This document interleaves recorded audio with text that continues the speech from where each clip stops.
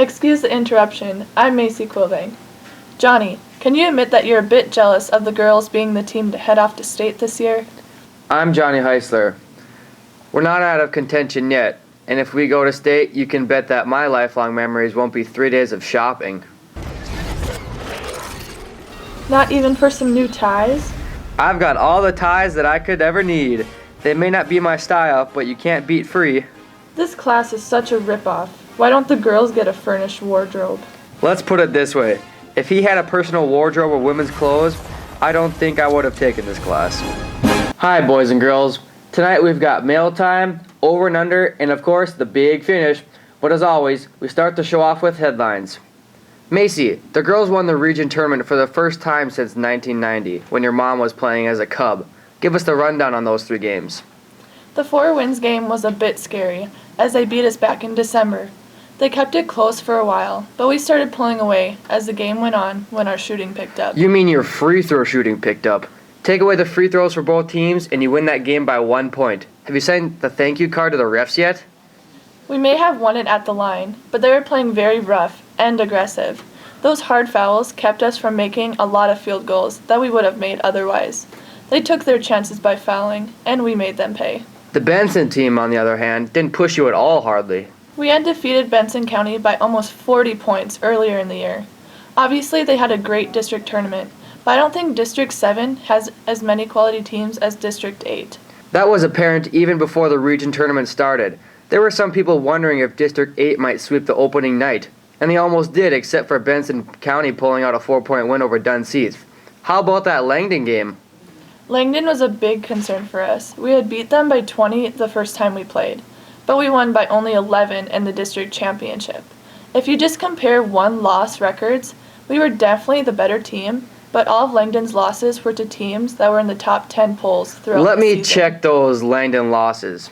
They lost to Park River by 32, and then the next game to Thompson by 26, and then later in the season to Grafton by 13. So they had a good record overall, but when they played really tough competition, they couldn't even make a game out of it. They lost 6 games all season. 3 of those of 6 were to North Star, but to their credit, each time we played them, they made the final score a bit closer. We knew that they certainly had the potential to beat us. We were the definite favorites, but that doesn't mean that we couldn't lose if we had an off night. But fortunately... Off night? The team that had the off night was Langdon. They were 3 of 22 from three-pointers.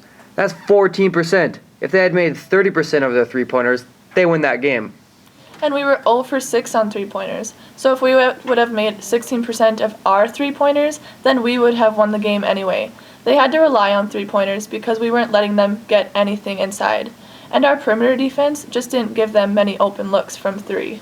Well, I seem to remember that they missed some wide-open threes right at the beginning of the game. We turned the ball over on our first 3 or 4 possessions without getting a shot. If they would have made a couple of those threes early, it could have changed everything. If ifs and buts were candy and nuts, we'd all have a very Merry Christmas. We won, fair and square. Give us some credit. Maybe talking about the boys' team will bring you back to reality. What about it? For starters, we soundly defeated Rolette Wolford in the opening round. You call a 12-point win against a sub-500 team a sound win? Well, it might not have been pretty. We beat them by 24 earlier in the season, so I guess a 12-point win wasn't something to be overly proud of. But in the tournament time, a win's a win. Too bad you didn't go for the win against St. John. Do you want to talk about how you snatched defeat from the jaws of victory against St. John? Not really. Then I will. It had to be the most exciting game of the season. It looked like all was lost when we were down by 3, and then you had to be taken out after hitting your head. Did they give you the concussion protocol test? Not that I remember. Well, they apparently thought that you couldn't do any more damage to yourself than you already had. So they put you back in, and you hit the three-pointer to tie it. Shades of Alex Weston. Yeah, except that when Alex did it, we ended up winning the game, not flushing it down the toilet in the final seconds. We actually ended up with a much better regional bracket by losing that game, by the way. Oh, don't try and tell me that was all part of the plan. We're always thinking one step ahead of everyone else. If you care to hear about the last game, we thumped Langdon by 30 points to get 3rd place. We dominated. How did it feel to get personally outscored by Dugdale? I don't remember that happening either.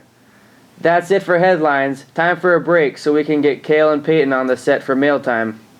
Welcome back. Now it's Mail time!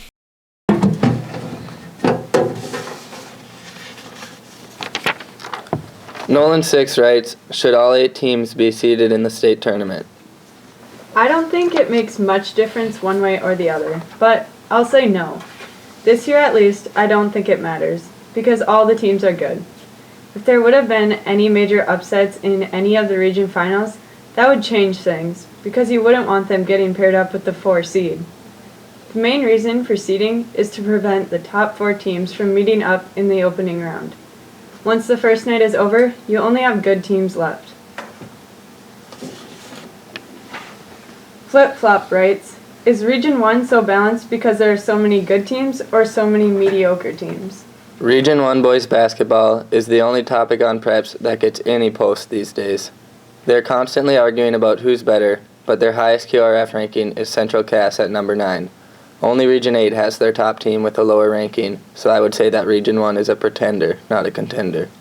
But if you look at the top 5 QRFs for Region 1, they are all at 26 or better. No other region comes close to that.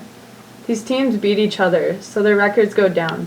But I think they've got some quality teams that would challenge any region winner. Offense writes, why does the High School Activities Association keep giving the state tourney to Grand Forks? I don't know of anyone other than people in Grand Forks that want to have the tournament there. The Alaris Center is just too big for basketball games. It seemed dead for the boys' tournament when we played in it a couple of years ago. The girls' tournament will be even worse. We agree on this one. In addition to the venue itself, it's just too remote from the western half of the state for many of those fans to want to make the trip. It's definitely a home court advantage for the teams in the east, who will have many more fans to get their team pumped up. That's it for Mail Time. We'll take another break so Johnny and Macy can come back. Thanks, Peyton. Now it's time for a game of over and under. Stat Boy Linseth, what's the first one? Thanks, Johnny. Over under 50%. The girls win the state basketball tournament. There are 8 teams in the tournament. Mathematically, you've got about a 12.5% chance of winning. Usually you get 1 or 2 teams in there that just don't belong, and you can throw them out of the mix. But that didn't happen this year. Carrington has 5 losses, but all their losses were close games, and we only beat them by 7 on our home floor. So I don't think you can give any one team much more than a 20% chance of winning. I've got to go with under. Way under. We were seeded number 1. That's got to mean something better than 20%. It's hard to say how that opening round game will go. Fairmount has only lost 1 game, and no one up here knows anything much about them, and their schedule was a bit weak. So I think we definitely have an advantage there. For our second round, we'd either have Rugby or Shiloh. We beat Rugby fairly convincingly, so advantage North Star for round 2. So that leaves us with 1 more game. I would expect either Park River or Watford City to make it to the finals. We've already beat Park River. I'm going to say over 50%. Next. Over under 25%. The girls have 3 players averaging double digits at the state tournament. 25% is setting the bar pretty low. But then again, all season long, 2 people have been our dominant scorers. Brenna averages close to 10 a game, but you have to remember that in a state tournament, scoring for all teams usually go way down. Even in the regional finals, scoring was way below what these teams were putting up in the regular season game. I think we'll have individual games where we get more than 2 people scoring over 10, but not for all 3 games. I'm going to say way over. Teams usually key in on our top 2 scorers. What good did that do when Peyton nailed 4 3-pointers in the first half against Roulette in the districts? Peyton doesn't look to shoot, but when teams ignore her, she usually makes them pay. Brenna knows how to get open underneath for high percentage shots, and both of those 2 shoot better than 60% on free throws. I think one or the other will end up with more than 30 points for the tournament. That's it for over and under. Now it's time for the big finish. Macy, spring track season is right around the corner. Does North Star have anyone that might make a splash this year? Riley qualified last year in distance runs, Peyton qualified in 3 events, Kristen in field events, and Madison in hurdles. There's no reason to expect them not to make it again this year. And we have some newcomers that might make it for the first time, so the season looks promising.